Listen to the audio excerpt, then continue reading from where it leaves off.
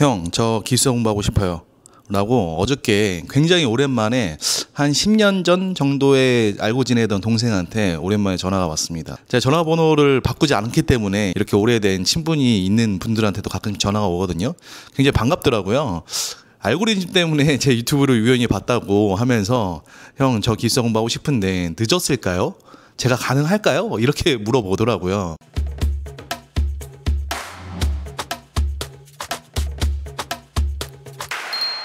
이게 사람마다 좀 다를 것 같은데요. 보통 내가 기숙사를 할 수 있을까?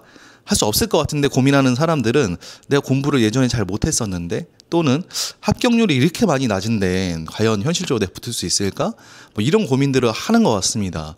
제 얘기를 조금 하면 저는 공고를 나오고 공장을 다니면서 약간 인생에 좀 낙오자 같은 느낌이 들었습니다. 저랑 같이 학창 시절을 함께 했던 친구들이 대학교를 가고 유학을 가고 하면서 막 앞으로 뛰어가고 있는데 저는 가만히 정체되어 있는 것뿐만 아니고 점점 뒤로 간다는 생각이 들었거든요. 하루하루가 굉장히 솔직히 말하면 마음이 아팠습니다. 제가 뭘 할 수 있는 것 자체가 없다고 생각을 했거든요. 내가 여기서 벗어나기 위해서 할 수 있는 게 뭐가 있을까? 과거로 돌아가는 것밖에 없지 않나? 뭐 이런 절망적인 생각을 했었는데 이 기술사 시험의 좋은 점은 제가 놓친 기회를 한 번 더 준다는 생각이 듭니다. 예를 들어서 제가 뭐 중고등학교 때 운동이 아니고 공부를 선택했다면 또 공부를 소홀히 하지 않고 열심히 했다면 제가 20대 초반에 그런 생각을 안 했겠죠. 근데 그렇다고 해서 우리가 웹툰이나 뭐 영상처럼 과거로 돌아갈 수는 없는데 그런데 이 기숙사 시험은 굉장히 큰 장점이 뭐냐면 평균 합격 연령이 우리가 40대라고 예전에 말씀을 드렸잖아요. 막말로 40대에 합격해도 50대에 합격해도 과거에 내가 어떻게 살았던 좋은 모습으로 포장을 해준다. 그래서 한 번의 기회를 준다. 뭐 이런 생각이 듭니다. 그래서 솔직히 말하면 제 생각에 기숙사 자격은 학벌이 좋고 대기업 다닐 만큼 능력이 좋은 사람들이 취득했을 때보다 뭔가 잘 안 풀렸던 사람들 뭐 이런 분들이 합격했을 때 그 가치가 훨씬 높다고 저는 생각이 듭니다. 그러니까 지금까지 내가 남들보다 뒤처져 있던 간격을 정말 한 번에 근사치까지 갈 수 있는 시험이라고 생각이 들거든요. 저희 구독자님들 중에서도 대기업 다니신 분들이 지금 처우랑 큰 차이가 없는데 뭐 이런 얘기를 할 때마다 그래 그런 것 때문에 동기부여가 좀 안 될 수도 있겠다. 기숙사 자격이 가진 여러 가지 장점 중에 이 연봉이라는 부분을 일단은 생각 안 하고서 봐야 되니까 다른 분들에 비해서 조금 동기부여가 안 되겠다는 생각이 듭니다. 그런데 지금 현재 200만 원, 300만 원 월급 받는 분들은 사실은 그 갭이 엄청나기 때문에 고민할 건덕지가 저는 안 된다고 생각을 하거든요. 제가 이런 이야기를 하면 항상 따라오는 말이 있습니다. 말이 쉽지 기숙사가 쉽냐? 뭐 이렇게 물어보신 분들 굉장히 많습니다. 물론 기숙사 굉장히 어렵습니다. 진짜 어렵고요. 합격률 진짜 낮은 것도 사실입니다. 그런데 기술사만큼 또 리스크가 적은 도전이 없다고 생각이 듭니다. 기술사만큼의 아웃풋을 낼 수 있는 도전 중에서 내가 투자하는 거가 이렇게 적은 건 또 없지 않나. 예를 들어서 제가 사업을 해보니까 주변에 큰 사업을 성공하신 분들의 상당수는 자본을 바탕으로 여러 개의 사업을 도전하시고 수많은 실패를 하십니다.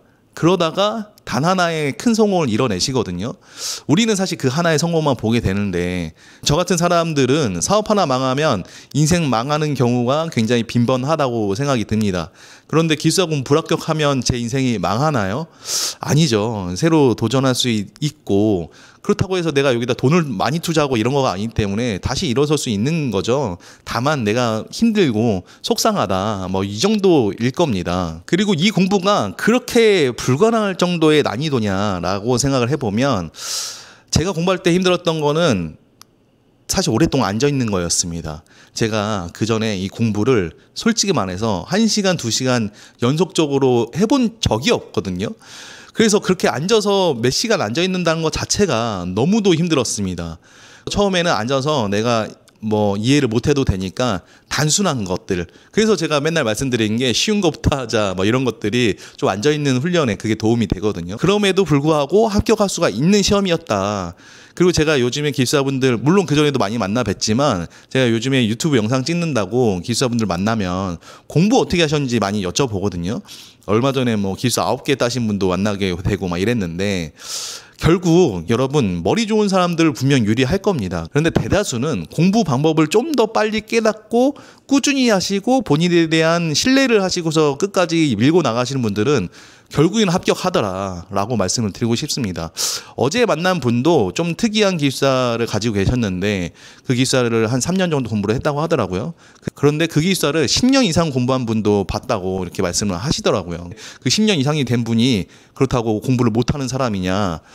굉장히 유명한 대학을 나오고 이런 분들도 사실은 이런 공부 방법에 대한 고집 때문에 적응을 못하면 오래 걸린다. 그 반대로 얘기하면 공부머리가 안 좋아도 조금만 더 공부 방법에 대해서 고집이 없고 편견이 없고 그걸 끝까지 밀고 나갈 수 있는 어떤 동기부여 될 만한 것들이 있으면 분명히 결론을 낼 수 있는 시험이다. 이런 생각이 듭니다. 여러분, 내일은 기숙사 시험입니다. 많은 분들이 정말 오랜 시간 힘들게 준비를 하셨을 건데요. 내일 시험을 보는 모든 구독자님들 합격을 기원합니다. 화이팅입니다.